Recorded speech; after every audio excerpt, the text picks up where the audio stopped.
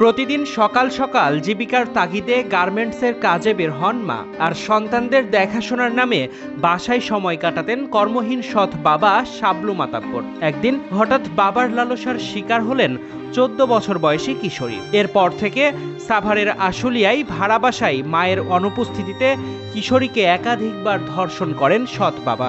এমনই সব অভিযোগ উঠে এসেছে পুলিশের দেওয়া তথ্যে।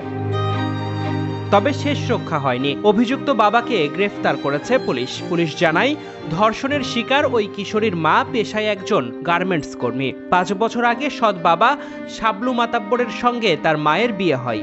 এটা তার মায়ের দ্বিতীয় সংসার। আর অভিযুক্ত শাবলু মাতাব্বর কোনো কাজকর্ম না থাকায় বাসায় সন্তানদের দেখাশোনা করতেন।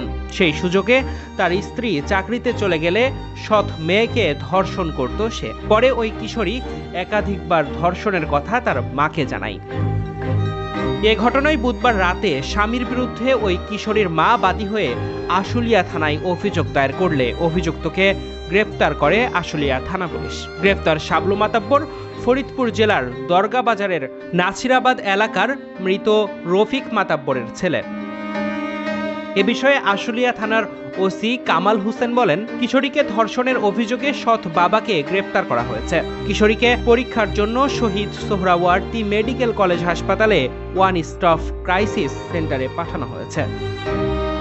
Tarique Rahman, News Now 24।